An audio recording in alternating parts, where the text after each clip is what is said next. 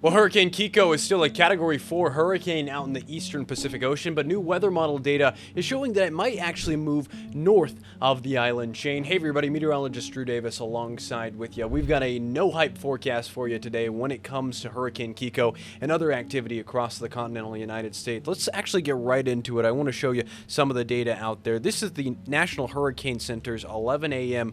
update from the Central Pacific Hurricane Center. You can still see it as a Category 4 storm out there. But compared to yesterday's track, you're actually going to start seeing a more northward spin as we're going forward into Friday and Saturday, compared to it moving completely westward. Going into Thursday and Friday, it's still holding on to that major hurricane strength as a Category 4. And then by the time we get into Saturday, Sunday, really Sunday morning around 3 a.m., you're starting to see it as a Category 3, continuing to weaken to a Category 1. And then it's at tropical storm strength by the time it gets to the island chain. So much weaker. It actually might bring some beneficial rainfall if it is moving on the more southward track. Let's take a look at that new weather model trend because there's a lot of data out there that I want to break down. The cutoff low that we were talking about yesterday, I'll show you that coming up here in a bit, is pulling Kiko further towards the north, which may even bring it north of the island chain. You can see a lot of the spaghetti models today, the ensemble members, they are agreeing more on that northward track, north of the Big Island, north of Maui County, and north of Oahu and Kauai. Not as much spread out there in the ensemble models. You can see there's about a 100-mile spread in the center of these storms in some of the weather models. So they're starting to converge on that more northward track. Outside of that, I want to talk about the worst case scenario, which is the more southward track, and we're starting to see less and less of this in the weather models. This system, of course, brings it closer to the Hamakua coast of the Big Island into Maui County, Oahu, and Kauai. That's when we'd see heavy rainfall. That's when we'd see some flooding, big surf, and thunderstorms out there. However, the best case scenario is that more northward track that we're starting to see in the weather models. It'd be over open water, no major impacts, elevated surf, and pop-up showers. So really the big impact would be that elevated surf if it does continue moving more northward. Let's take a look at some of the difference in the models. This is the GFS, the American model. You can see as we're going into Tuesday, you start to see more impacts just north of the Big Island and bringing some rainfall towards Maui, and then it stays more north. This is the updated GFS, so even the GFS is starting to trend to keeping the system to the north of the state, which is good. And we don't want too much impacts. We want beneficial rainfall, especially with all of the drought out there. But compared to the Euro, which yesterday we were showing you that brought it right into the Big Island, keeping it further to the west, but you're even seeing the Euro start to bring the system to the north of the island chain. Going forward into Tuesday, you see the system well north of Hawaii Island, north of Maui County, and still seeing some rainfall out there, but not as much as what we could have seen. All of this is happening because of this cutoff low pressure system that's right here.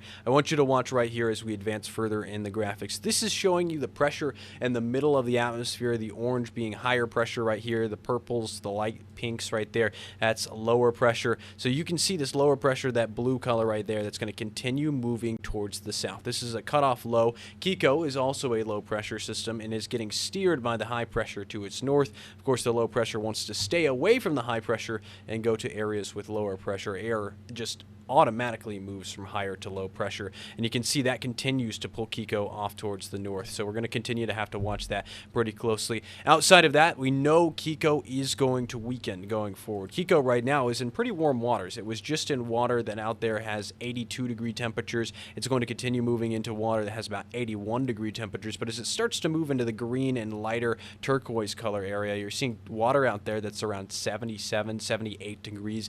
That's not conducive for tropical cyclone development out there. You can see again it is going to be weakening to Category 3, Category 1, and then back down to tropical storm strength. And as it continues to move to the north of the island chain, it's actually going to be moving into an area with strong wind shear. So high winds aloft compared to very weak winds at the surface. And when you have strong winds aloft and weak winds down towards the ground, it starts to break the storm apart. It's not conducive for tropical development out there. Again, just another look at Kiko continuing to move off towards the west and northwest into cooler waters, cooling down. The latest track has the system just to the north of the island chain. Outside of that, we are tracking another tropical storm out there. This is in the eastern Pacific. This is Tropical Storm Lorena out there. It was a hurricane. It is going to be moving into parts of Mexico, but with this system, as we're going into this weekend, going to be bringing some heavy rainfall to parts of the southeastern parts of Arizona, southwest New Mexico,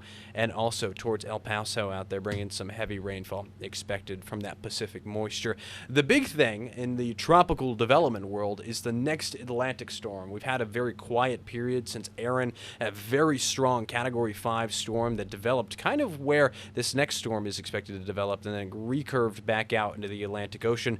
The National Hurricane Center is watching another area right here in the red for potential development of the next named system, which would be Gabrielle. If it continues to develop, of course, this is going to be a slow burn of a system. Just taking a quick look at the first alert radar and satellite, just zooming in. It's a little bit more organized today, but really not much activity out there. We are going to continue to see this starting to develop very slowly over the next couple of days, and there's a lot of uncertainty with this. This is just one model of many. I believe this is the European model you can watch right there with Gabrielle continuing to move off towards the west and northwest. Again, this is going to change. It might even move into parts of the Caribbean and the Lesser Antilles. So, of course, that is going to be something that we're going to have to be watching very closely. Of course, all eyes again are on the Bermuda High that's right here. This is the high pressure system that steers a lot of the tropical activity, and it's really blocking any movement up towards the west and northwest. That's why we're seeing it go into the Caribbean, at least in that one weather model. These are both the same weather model that I just showed you. Outside of that, we are expecting to see some cooler weather in the northeast, also some warmer weather over parts of the Rocky Mountains. One of the reasons we've been seeing this cooler weather is because of this mid-latitude cyclone.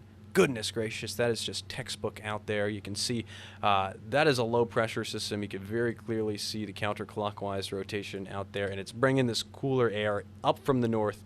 It's going to continue pushing this cooler air and some rainfall over the southeast and eastern parts of the United States, and then we're going to start seeing a little bit more warmer weather going forward. Again, you can see this trough, this low pressure system that's going to continue to bring that cooler weather over the next couple of days. We're going to continue to see warming up after that, because look at this, we're going to see high pressure develop going forward. This is Friday, Saturday. You start to see ridging over parts of the western United States, over the Rockies. That low pressure continuing to pull up towards the northeast, and then we've got another trough that's starting to develop long term. We're going to see how that continues to develop, but it's going to be warm throughout the middle of next week for parts of the United States. Just taking a look at that, that's some ridging going on, some high pressure out there. You can see going forward in one of the models, I believe this is just showing you the potential for rain. There's that front that we're just looking at going into Thursday and Friday, rain for the east and southeast. That's spinning off another front possible from that same system going to be moving into the southeast throughout Saturday and Sunday. Also some rainfall possible from Lorena as we're going forward out there. Of course, all eyes are on Hurricane Kiko out there. This is a Category 4 storm, expected to be a tropical storm by the time we get to the end of this weekend, or by the time we get to the beginning of next week, getting closer to the island chain. But that new weather model trend is bringing it further northward, which is good news because we never want a direct landfall like that out there. Thanks for tuning in. Make sure to like and subscribe. I'll see you tomorrow with a new weather update. We do these every weekday. See you tomorrow, weather permitting. This has been Drew Davis, meteorologist.